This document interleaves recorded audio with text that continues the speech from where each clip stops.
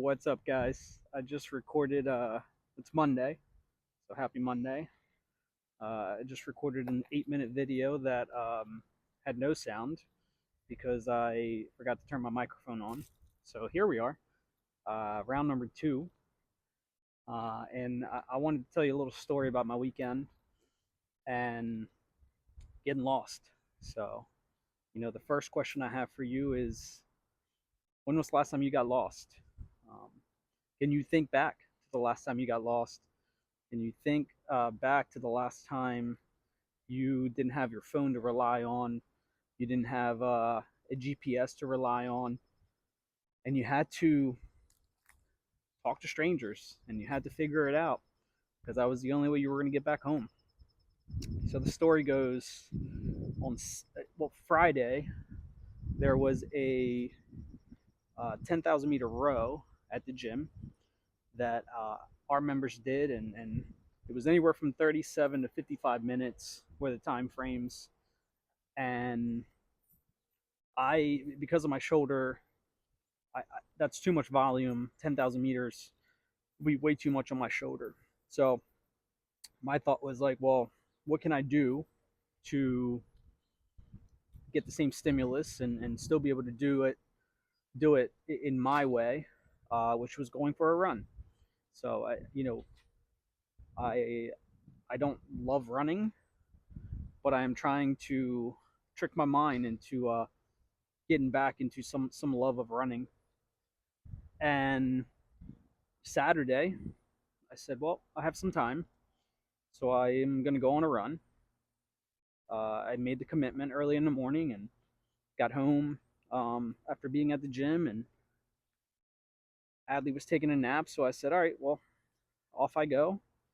I am committed to a couple things.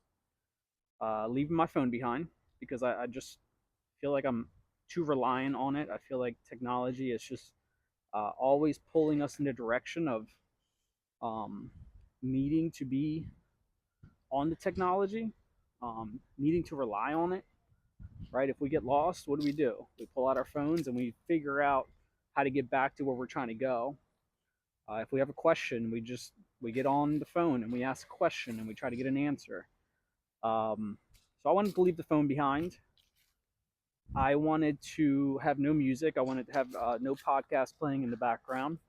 Just me and my thoughts. And I have a watch, an Apple Watch too, that I like to use to track my runs. And um, that was dead. So I didn't have a phone. I didn't have a watch.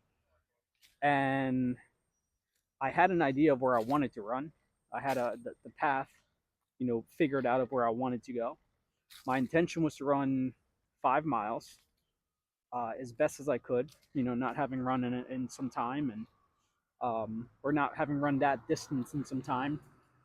Um, so my plan was to, hey, run, walk, whatever you do, just get through it. Run 5 miles, and noticeable was that first, I don't know, 5 minutes of the run, and just how much your thoughts are rushing through your brain, and how many different thoughts are coming in and out. Um, it was very noticeable how hard it was to um, stop those thoughts. Go get him, Lauren. Go get him. Lauren's running. Today's workout is 3 1 mile um, runs with a 5 minute break in between. So we got some people out here running. Beautiful day for it. A little gloomy, and this will come into the story here in a little while. It was a gloomy day on Saturday too. So off I go, and I go into this neighborhood that I'm not too familiar with, but um, I have been in it before. So I said, all right, well, I'm gonna go. I'm gonna go run through this and literally take the same path on the way back home. Uh, Another thing I didn't do was wear my glasses, and if I don't wear my glasses, things are very blurry. Here's Noe. We'll get him, Noe. Uh, and I don't like to wear my glasses when I'm sweating because they start sliding on my face or they get foggy, and I'll wear contacts if I'm playing a sport. But I was like, hey, what am I going to need it for? I know where I'm going. I know I'm coming back the same path um, until I didn't. So I'm uh, I'm running, and I go into this neighborhood about 2.5 miles in, and um, again the street signs are blurry, so I'm looking and looking, and I took the wrong turn, and I went up this road that I was prematurely. So when I went, uh, you know, down this road, I started realizing that some of the homes I didn't recognize. But I said, well, if I just keep going straight, it's ultimately going to lead me to where I started, and then I can make adjustments from there. It didn't happen that way. So as I got to the end of that road, I realized that I was somewhere I didn't know where I was. And I'm panicking a little bit because it looks like it's about to pour and actually drizzling a little bit. Um, but I kept running. I said, I'll figure it out.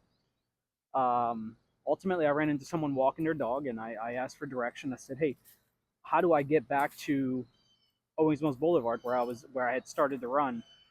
And she said, oh, you're going to go straight down this road. You're going to turn left, and you're going to turn right.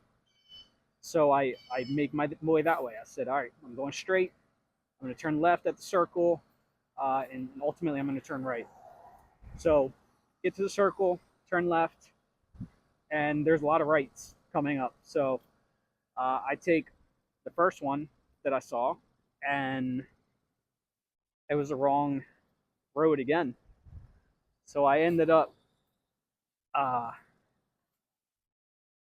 near a school that I didn't recognize. I had no idea what the school was. I had no idea um, where I was, and no one around me. I see a truck driving by, and I'm waving the truck off. They stop, and I ask for direction again. I said, "Hey, how do I get back to Owens Mills Boulevard?" And they were like, "Well, I think you've passed it. I think you have to turn around, get to the railroad tracks, and then turn." So off I went, turned around, went back the other way, and uh, got lost one more time after that. So eventually found someone walking, asked them for help, and they directed me to. I just needed to go further down the road before turning right to end up on Owings Mills Boulevard, which I would have been able to see had I been wearing my glasses. Um, it was interesting. It was interesting having to ask for help. It was interesting having to not rely on my technology to get me back to where I was trying to get to. But there was a very rewarding feeling that came from it too. Not to mention those thoughts that were just rushing through my head early on in the run were gone by this point. The only thing I could think about or was thinking about was having to figure out how to get back home. Right, this was supposed to be a 5 mile run that turned into a 6.5 mile run, and it taught me a lot. It taught me that um, I should get lost more often. We should get lost more often. We should get uncomfortable more often, and really that's where all the growth is happening. Um, you know, ultimately I made my way back home, and everything was fine. I beat the rain, and uh, it's not what I had planned, but I'm glad that that's the experience that I had, and all you know, in today's technological world, I will look to chase more of those things where I have to have real conversations and I have to figure it out for myself versus relying on the uh, the things that we have in life now, because there's something rewarding, there's something healthy that comes with it. Um, so yeah, hope you got something out of this. Um, wear your glasses uh, so you can see if you want to, but you know, allow yourself to get lost. Allow yourself to, and that can be in many different aspects of life. It can be in um, really anything that's new to you that you want to do, and um, it's going to force you to just focus on that one thing that you're doing because it's new, because it's uncomfortable, and there's a lot of growth that can come from that. So, y'all have a good rest of your day. It's Monday. Get outside. Hopefully, it doesn't rain today. Y'all have a good rest of your day.